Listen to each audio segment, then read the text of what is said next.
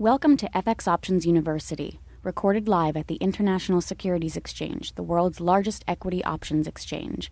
Join the industry's top trading professionals as they provide insight and strategies for trading in the currency markets using FX options. FX options are a low-risk alternative to hedging currency moves in any market condition.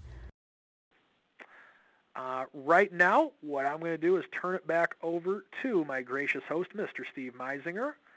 And as always, Steve, it's been fun. Mike, thank you very, very much.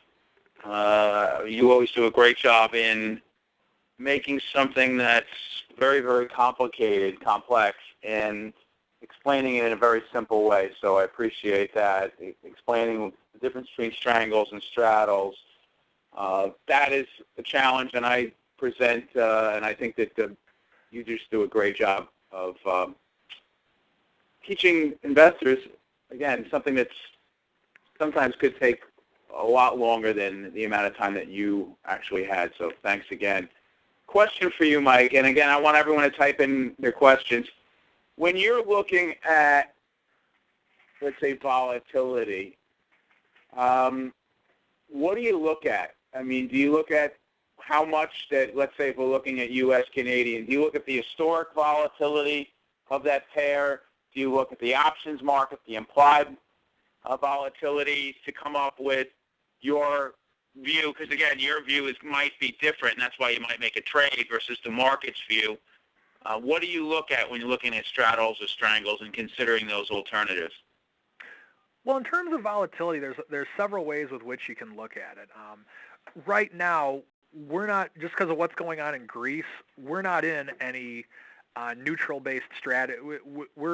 Our position on from the short-term trading standpoint on all these, we're neutral right now on the currency side of it. And when I say neutral, meaning that we're flat. We don't have a specific position. Right. We're kind of waiting for the smoke to clear with Greece on that standpoint. So with that, some ways with which you can look at volatility. Number one, charting. If you believe that volatility is low, then you can just look at a chart, and it's on the Options Express website as well as the Brokers Express website, and a lot of brokers offer this, is you can say, okay, I'm looking at historically what the volatility is, and I'm comparing it to what an average of the implied volatility is, and a lot of charts like this are on ivolatility.com as well, but what concerns me in terms of relating historical to implied volatility is that a lot of people just look at it and say, okay, implied volatility is much higher than the 30, 60, and 90-day historical volatility of the underlying. I think it's time to sell some options because obviously options are well overpriced. So with that, I think it's time to be an option seller because implied volatility is above historic. I think that's one indicator, and if that's the only indicator that you're using, I think you're destined for failure, or you're destined for a blowout, I should say. With that, I think it's a good indicator to look at, but I think you need to look at what the story is. Now, if you were to compare, if you were to look at, I'm just looking at my screen right now to see if I can come up with a good example on this. EUU, the euro. EUU, the implied volatility on the options on EUU is quite a bit higher than the historical volatility. So with makes that, sense, right? That makes sense considering what you were just saying, right? Yeah, but with what's going on in Greece, there's a lot of fear in the marketplace. So that's kind of a scary thing as to what's going on with volatility. That's a good point, Mike. I mean, you could almost gauge when people are more scared of the market because they buy more options. Implied volatility tends to go higher versus historic when people are scared. So people look at the fear factor, let's say VIX. Well, you can look at the fear factor of currency options, but for that matter, equity options, and always look at the implied versus historic and see when the market is expecting a bigger move by just looking at the implied versus the historic. Although, as you said, you got to be careful if you do that because just because the implied is higher doesn't mean that it's going to revert back to the historic. That's a good point. Question that from Anne-Marie. Anne-Marie has a business in Canada, and she says that she'd like to do some hedging because she's concerned about the U.S. dollar. She asked me for some ideas, and I typed in a couple. But, Mike, what about someone that had a business, let's say, in Canada, and they had a business in Canada, but they did business with U.S., and they actual U.S. citizens and took in U.S. currency? Could you offer them a couple of solutions if they were concerned about the U.S. dollar?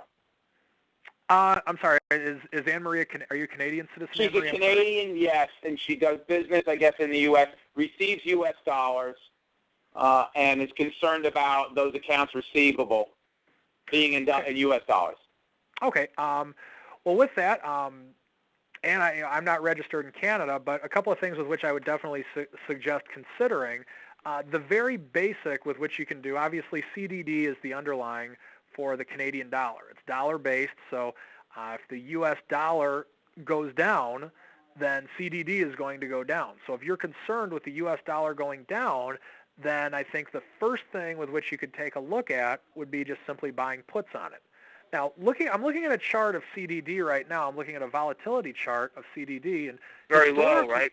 Yeah, very low. It is very low historically. Now, just because it's low doesn't mean it's going to go higher. So with that, I'm going to quote the man, Alex Jacobson, just because volatility is only low if you think it's low, and it's only high if you think it's high.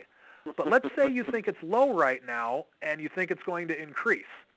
Well, if that's the case, if that's your thought on it, then a diagonal spread would be something to consider because you'd be locking in the lower volatility on the longer-term option, meaning you're buying an option, say, several months out, and selling near-term options. So just in looking at it, CDD, the options go out to December of 2010. Now, I'm not able to give any specific recommendations. I understood. Never would unless I know my client. But with that, you can go out and lock in whatever the volatility is for a longer-term month and buy a put option. Now, with that, of course, the first gut reaction is that, well, I don't like doing that. I don't want to take on all that premium risk.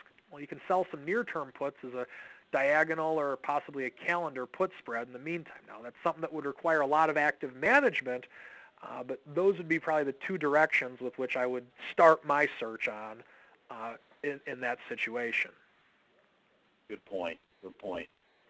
John just has and neither of us can you really answer this one, but John says, is the euro going to go away? Is it in danger of going away? And that, Mike, I guess you and I could talk about this, but right now when we listen, when we read about Greece, the idea that euro's going to go away because of Greece, that seems far-fetched to me. What's going to happen?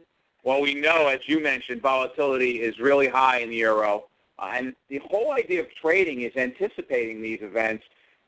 You and I have talked about this on this webinar series, months and months ago, that something might happen. We don't know. We weren't actually saying it was going to be Greece, but volatility might pick up. Of course, it really picked up, I guess, more so in the euro, and that was because of Greece. And there were other guests that came on that actually made that call that Greece could actually take the euro down a bit.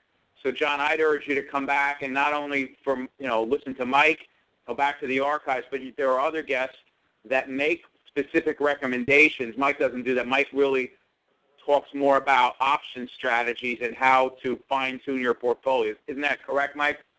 Yeah, that's true. To my clients, I can give all the recommendations that I want, but just I'm limited because I just haven't the obligation, and I'm regulated by the SEC and that type of thing. So.